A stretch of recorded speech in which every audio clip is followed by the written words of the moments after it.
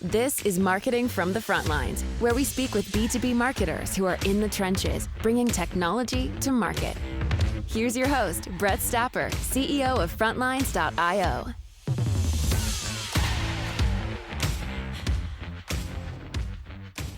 Hey, everyone, and welcome back to Marketing from the Front Lines. Today, we're speaking with Jayashree Rajan, CMO of Nexla. Jayashree, how are you? Hey, Brett, I'm doing well. Thank you for having me and excited to, have a conversation with you today. I'm really excited as well. And how I like to begin these interviews is with a really big question. It's a very hard question for many guests that come on. And the question is, why and how did you end up in this world of marketing? That's a good question. And it's an interesting one, too, because I actually trained to be an engineer. My background is actually in engineering. I did work as a developer the first parts of my career. And during those initial parts, when I was coding, building things, this was, late 90s, early 2000s, I realized that building features was not something that I had an interest or had an aptitude for as much as I could code and I could continue. It was the why, the problems, what prompted someone to build a feature, right? And then, how people are liking the feature or hating the feature. So that's really how I even started thinking about the other aspect of why we should build certain things. So from there, I decided I needed to get a business administration degree. From there, went on to product management. And that's when I accidentally found marketing as I was working, defining my SaaS products. The opportunity to also think about promoting it came along my way, and something brand new. I hadn't done that before, hadn't thought about it. But as I was thinking about how to resonate or with your audience, how to get them to know about your product, your features, how to get them to adopt your product more, that's when I started unconsciously, subconsciously getting into marketing. And from there on, I made a conscious decision to go into marketing, tried a bunch over the last several years. I've been fortunate enough to grow into several different functions of marketing. And the more I learn, the more I love marketing. And, you probably know this, there's never a dull moment. Pre-COVID, things are different. Post-COVID, things are different. Hybrid environment, things are different. Recession, things are different. So there's always something or the other in marketing. You have to keep, rethinking. You have to keep redoing your strategy. And that's really what keeps me going and, continues to keep me in marketing. That should be marketing's slogan. It's not going to be boring. I feel like it can't be boring. It's impossibly boring, especially in the world of startups. It's especially impossible, I think. You got it. Yeah.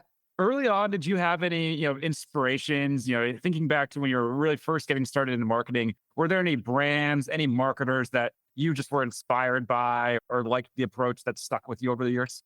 Yeah. Interestingly, this was my, initial days. Atlassian actually was one of those new age SaaS companies, and they had a really interesting philosophy and marketing approach. And that probably was my first experience of, hey, how should we be thinking about talking to your audience, right? The approach was, it's not about throwing a lot of dollars on billboards, and it's not about doing the giant campaigns. It's about figuring out who your practitioners are. It's about figuring out how to talk to them, how to get them to use your product, the whole notion of try before you buy. And believe it or not, I think initially they got their entire pipeline and their revenue and their deals pretty much through this whole marketing motion of connecting, making that, impression on the practitioner, getting them to try and then buy and build, your revenues. And I think that was an amazing model. And this was probably all the more astounding for me. I was in a huge company like Hewlett-Packard Enterprise at that point in time. And you contrast it with those giant motions that enterprise sales, the 18-month deal cycles, the in-person meetings, you lay that side by side with the Atlassian model. It was a stark contrast. And I actually worked in an incubation project within Hewlett-Packard at that point in time, where we were trying to rethink our experience. So I was able to take a lot of that and try to implement, and we saw a lot of success. But I would say that was one of those brands that really did a whole different view and take on marketing and sales. Let's talk about your current role a little bit. So when you joined the organization, how many months ago was that again? About 8 months, 8 to 9 months now. And what was the marketing program like then? And what were some of the big changes that you put in place once you joined? So the marketing program, when I joined, it was still a little bit in its, I would say, nascent stages, early stages. So from having mostly founder-led sales, they had grown into, hey, let us try to go to a couple different events. Let us try to do some webinars and let us work with influencers and drive traffic and attendance to those. And then we will try to follow up and call on them. Right. So that was one of the main motions that was being followed at that point in time. Now, fast forward 8 months, we actually have digital expansion, right? And that actually involved a lot of different testing. We tried the Reddit audience as an example. We tried different messages, different subreddits. We did go into LinkedIn. Again, a few different approaches, few different tests on LinkedIn, Google, PPC. So each digital expansion had a bunch of tests behind them and to figure out what is resonating. Because again, being in a startup, we don't have the luxury of throwing a lot of money, right? So I had to also be looking at pretty much every day. How are we pacing? What's our cost per click? Are we getting conversions from there? Are we getting meetings that can pan into opportunities? So constantly looking through data and then fine tuning some of these campaigns. And we still do events, but it's a little bit more focused now, where it is focused on certain verticals that we know we do really well. We can solve those problems. So it is a little bit more targeted, verticalized approach, focusing on use cases. A lot of the stuff that we have done is also about content marketing. It's talking about our use cases. And then things that you would think are normal and should be in place, like email marketing, monthly touching your prospects, your customers, your nurture campaign. So all of that was not in place. So now we actually have like a full cycle. It's not just about bringing someone in, it's also nurturing them, engaging with them continuously, and, making sure if they're not ready right now, hey, continue educating them and then giving them information and then bring them later, at a different point in time to sales. Another big motion, and this would probably be my last point, is how we do our outbound motion. It used to be a lot of, hey, let us try to call every account in the universe and try to see if we can get lucky. But now it is more, again, that whole focused approach of let us try to identify use cases, which verticals the use case manifests. Mm-hmm. Then let's find the persona that we typically talk to and then go target, right? So there is an approach even in terms of how we outbound. Is cold calling still work? It sounds like there's outbound calling happening. Is that dead? Is it alive? What's the view there? Yeah. So outbound calling still happens, and we do actually have calling, but we use it in tandem with email, with LinkedIn, right? So there are different touches, and it's not just, it used to be call till Brett's going to pick up the phone someday, right? No box, no time box, just keep calling. Maybe the 100th time you'll pick up, and then you'll say no, and then we stop. We don't have the time, we don't have the luxury, we don't have the bandwidth. So it's more about how do we time box, how do we get smart, and then how do we target, right? Maybe Brett's never going to be interested in our solution. So that was the whole notion around redoing how we do this. But there is calling involved. I would call it more targeted calling now. This show is brought to you by Frontlines Media, a podcast production studio that helps B2B founders launch, manage, and grow their own podcast. Now, if you're a founder, you may be thinking, I don't have time to host a podcast. I've got a company to build. Well, that's exactly what we built our service to do. You show up and host, and we handle literally everything else. To set up a call to discuss launching your own podcast, visit frontlines.io/podcast. Now, back to today's episode. That makes perfect sense. What about things that you completely stopped? Was there anything that you were previously doing that you just said, nope, we're done, not going to do that anymore? I think cold calling. Yeah. And untargeted cold calling. I think that would be one. The other things, we did actually go through and do some community, CDAO communities or CXO community events. Those, I looked at the data. It looked like we were getting some meetings from there. There was nothing that turned out to be opportunities in the pipeline. So I said, yeah, I think that's a waste of time. Let's not spend time on that aspect. There were some other long form content assets. We were spending a lot of money creating long form content assets. So there, I have actually taken a pause because the data didn't show that that was helping. Yes, it was helping, but the volume was not significant. But the cost was probably a lot more compared to that ROI. So there I have taken somewhat of a long pause. So I would say that's another thing that I've stopped doing. And then we did work with influencers, like I said, who used to promote, looking through the data. And again, you'll see me throwing data multiple times. It's, there's no magic in marketing. You have to see what you're doing and you have to measure and then decide whether you want to continue or you want to stop, right? So I think that's why you hear me. I'm passionate about data. But the influencer program, we used to spend a lot and we used to work with 30, 40, 50 influencers. So that I cut out a big bulk of those influencer programs because that was not helping again in building pipeline, creating a lot of noise. Yes. Pipeline, no. That's interesting. I mean, two of those things are super interesting because if I just think about my LinkedIn feed and, obviously it's very targeted, but I hear a lot about, events and people who are going all in on events. It sounds like you had a very different experience there. Yeah. So balance, right? Again, every event might not be the right one for you. Yes, events are coming back. And interestingly, for me, I'm all about digital, right? Because guess what? I can measure, I can see, and I can do multiple touches. Events are expensive, but you don't want to go and do like one big bang event and you don't have any outcomes, right? You want to think about, hey, where would I meet more people that, you know, we can solve problems, right? It's not about, again, it's that whole untargeted versus targeted. So looking at targeted events, that is something that, over this year, been focusing on that because I know we need our persona and we can nurture them. We can work with them. We might not create an opportunity now, but they'll know about Nexla. It's a little bit of brand awareness, brand building, and a future pipeline aspect in mind. What about on the influencer side? Because that is another one of those things that I see everyone talking about, B2B influencers. Where do you think the program was misguided? So it sounds like you had, 40 or 50, I think you said, that were in the program, that were part of the influencer program. Like, where do you think that went wrong? I think it is, again, looking at the influencer and who actually consumes their content.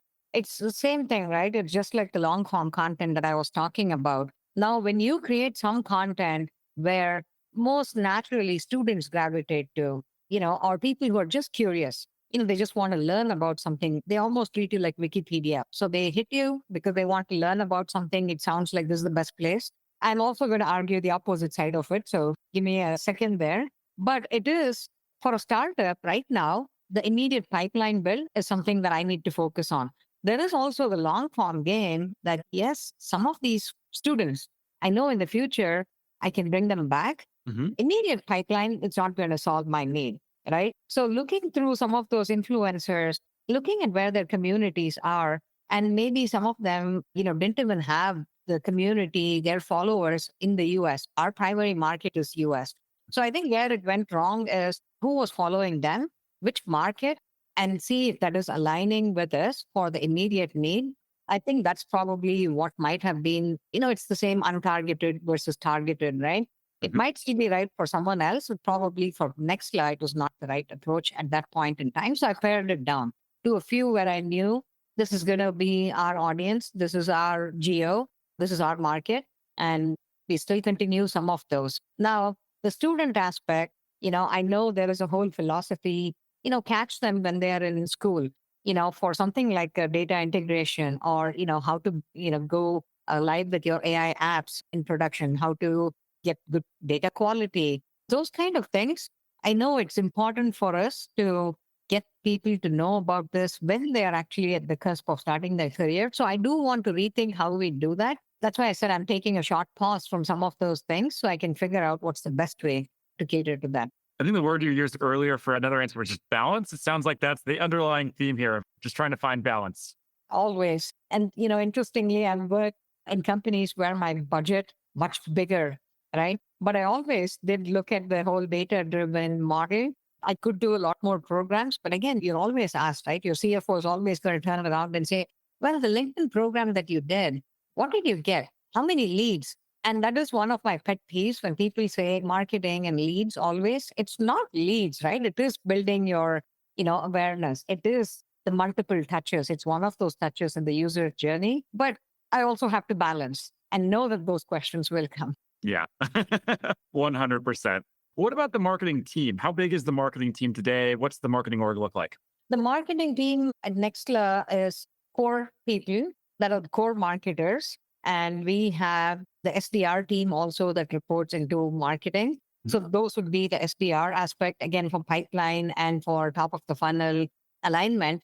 They are part of the marketing organization. So the core marketers more focused on website, brand. How do we make sure that consistently it's reflected everywhere, the messaging on the website, product marketing, demand gen, and then customer references program, case studies, social amplification. So it's, four people balancing all of the things that we have to do within marketing. Makes sense. Do you imagine that team's going to get bigger? I read a lot of this stuff online of, certain organizations were saying, we're done hiring. AI is going to do everything. A year from now, do you think it's going to be a bigger team or the exact same? Yeah, that's again, a great question. That's one of those marketing evolutions, I would say. I've actually had much, much bigger marketing teams in the past. And initially, when I came into a startup, it was, the first thought was, how am I going to get all this done? Right. But luckily, and you did throw the AI word in there, we do have a lot of AI technologies and tools today. So it's almost second nature, right? You have to see how you can be more optimal. Like those days, you would actually need, I had a team in India that would build emails. I had a team that would write email copy. Now you can consolidate, collapse all that, have a human in the review cycle, but use AI to be more efficient, right? I can write my content, like I just read in my homepage content. I use AI to have conversations, to tweak, to brainstorm. And I think that's changing the way we work and way we do things. So for me, yeah, I get up every day and I'm passionate and I tell my team and they probably hear this more and they're probably sick of it. But I'm like, hey, let's use AI for this use case. Let's try AI for this use case. That's the only way we can be smarter, faster, get more things done. Yeah, I feel like that's what all of the best marketing teams and probably all the best teams in general extends far outside of just marketing. You have to be using AI. And it's also, one of those things that I've talked to with a lot of people is like, you have to just start doing it. And then once you start doing it, your brain just unlocks all of these things. But if it's somewhat early in their journey, it's hard for you to even like articulate how useful it can actually be. It's more you just have to know it's a tool. And then once you integrate that in your life, that becomes the default. That's where you unlock, I think, all of that value. Exactly. And what I tell my team is, hey, without aging myself, if someone like me can actually do this, I have Claude open, I have OpenAI open. I use Gemini sometimes to say, hey, what do you think about this approach? But if you are not able to do that, if you're not able to, be versatile, you're going to be slow, right? And if you're slow, that's, the kiss of death, right? For how we get to market, how do we do more things? And, how do we improve our quality as well? So I think there are all of those ways. I think AI is actually a good team member for all of us. This show is brought to you by the Global Talent Co., a marketing leader's best friend in these times of budget cuts and efficient growth. We help marketing leaders find, hire, vet, and manage amazing marketing talent for 50 to 70% less than their US and European counterparts. To book a free consultation, visit globaltalent.co. It doesn't take vacations. Its dog never dies. Yeah, it's always there, which is Bingo. Are a workaholic and you constantly work, it's always there. It always answers you, right? You can talk to it at any point and it's there. And it's also that what's fascinating is you do the same prompts on each of these and the answers that you get. And then you're like, actually, you know what? I think I like this response better. Let me now work on this. Let me tweak that some more. So it's even that, the aha moment that you get when you see how it's able to answer questions and then how you get thinking more. Yeah, it's fascinating. The key word you said there that I think is a really important one is tweak. What I do, I just wrote an article 2 weeks ago and it's been a good article. I'm very happy with it. It got us some good leads, but it took me I used AI for it, but it still took me 2 or 3 hours. So it wasn't just, throw something in, spit it out. I spent a lot of time going back and forth. But a normal article would take me 10 to 12 hours. So I'm content with that savings. I don't need it to be 0 hours. I'll take 10 to 12 to 3 any day. So I think anyone that I know who says they're using AI and it's not working, to me, it just really comes down to they're not using it properly. They're thinking that the first output or even the second or third output is what you're supposed to get. But I think it's much more of a collaborative process than just, put it in and copy and paste it. It is. It is. And that's why I said it's a reliable team member because once it learns, it uses all that, right? All that learning. And then, your future answers that it gives you, it has all that context. So when I throw a different question at it, it remembers, hey, I was talking about variety before. So I need to actually weave in that same variety answer in this context for Jayashree, right? It kind of knows that. And I think that's really why the learning aspect and the retention and the evolution, I think it's amazing, but you still have to tweak because there are times, I'm not going to lie, when it actually makes up stuff. Yeah. Right? It Yeah. definitely makes some stuff. Yeah. It actually made up a quote, attributed it to me in a webinar that I never even went to, that I never did. Right. And I'm like, are you really sure? It said, yes, with conviction. I said, are you really sure this is me you're talking about? So you have to challenge it. Right. And I think but yeah, that's where you do have that human intervention and you have to be AI first. You have to be an AI marketer, if you have to find your way forward in the future. I don't think there's an option. I don't know how you can be a human, like a productive human in society if you're not using it. Like everything that I do, I feel like I'm at just a wildly unfair advantage to someone if they are not also using AI. Yeah, it's just such a game-changing advantage for anyone. For Yeah. your side, going back to tooling, are there any specific tools that you're using that it's not ChatGPT or not HubSpot, not the common tools? Any like new upcoming tools that either you're using or you've been reading about that you're excited to try? Yeah. So a lot of the tools that we have, I think they have been evolving quite a bit, right? So one of the tools that we do have, it's always about intent, right? It's always about, hey, who is on your website? So I tried several different solutions. At the end of the day, they're a startup. So I know not everybody who comes. And I think this is true even if you're not a startup. 4%, 3 to 4% of the folks that come to your website are going to fill out a form. Not everybody wants to fill out a form. People are poking around. So you want to know who is actually on your website. Mhm. And does it matter? Does it your ICP? And then should those accounts, based on what they've done, are those worth targeting? So going back again from the whole untargeted cold calling, are these worth throwing into our ABM play? So we actually do use a solution for that, and we've been testing it out so far. The results seem to be pretty good. And so I think that is one solution that I would say you do need to know and uncover who is coming to your website because some of the ads and some of that LinkedIn campaigns, Reddit campaigns, I needed to know the success. So I needed to know, hey, are people even seeing them and coming to our website? Because it's not always a form filled, right? So that actually is really important. And then for me, the other aspect is we use Avoma for our calls. So I do like to go back and look at our call recordings. I do look at how we interacted with our prospects. What were some of the questions, the pain points? Did it align with what we do and our messaging? Or did we, miss the mark in our Mhm. qualification or our messaging? So I think that's another solution, but I use again the AI aspects of it. I can't listen to, 1 hour, multiple 1 hour calls a day. So I look at the scoring, I look at the transcript, and then I get the AI insights from it, the sentiments from it, and I use that as well. So that would be another one that is my favorite solution to use. Other than, like you rightfully said, there is the common stack that we need. So I'm not going to talk about the bread and butter of, the MarTech stack. What about best practices? Are there any best practices that you see commonly shared that you disagree with or feel differently about? So I would say there are a few best practices, right? I think I threw one, or I would call it a pet peeve of mine. So one is this whole measurement of first touch or last touch, right? Attribution is important. You do need to know, hey, if I'm spending dollars, am I able to get people to see, the right people to see, and am I able to get them to the website, right? But claiming that it's the first touch or the last touch or the victory, hey, this is what happened, and trying to get credit for it, it's still a common best practice. I still see debates on LinkedIn about it. Mhm. So I think that is one best practice that I would say that I do disagree with. Another one, measuring marketing by just MQLs and leads. Again, it's really common. Every day you would see marketers talk about how they brought in 500 leads, right? At the end of the day, if that doesn't pan into meetings, it doesn't pan into your pipeline and your opportunities, yeah, Wow. you can get all the leads you want. And the third thing I would say is this whole notion about hey, all you need is intent data. You don't need anything else. It does actually, you do need to make that connection to the intent data, and you need to actually connect it to the audience. You need to connect it to the prospect. It's not just about intent data. It's not about, you don't need any other information. Now just go and you'll have success.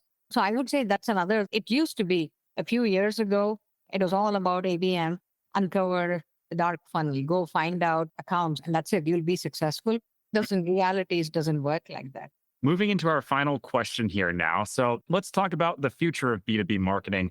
What do you think B2B marketing is going to look like maybe 5 years from today? Any predictions, any thoughts? I mean, we touched upon a couple of these briefly. The marketing team size, that is drastically going to be different, right? I have actually had teams in the past that were like 100 plus, right? Now, hey, I'm able to do a lot more with 4. So I think the future of marketing, the team size, and how you do things, I think that is definitely going to change in B2B marketing. The other thing that's going to change is also your own team, how they're AI marketers, not just the conventional marketers, right? Hey, I'm good at this, I'm good at this, and I'm good at this.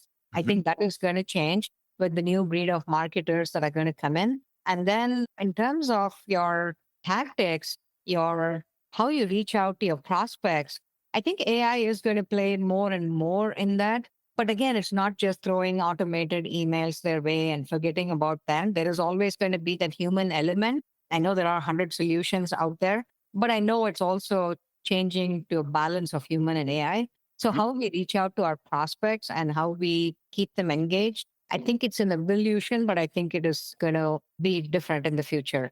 Amazing. I love all of those insights, and I have to agree with all of those insights. They all make a lot of sense to me. Now, we're going to wrap here. Before we do, if there's any marketers that are listening in and just want to follow along with you and your amazing journey, where should we send them? I would say, connect with me on LinkedIn. I would love to hear other thoughts, any success.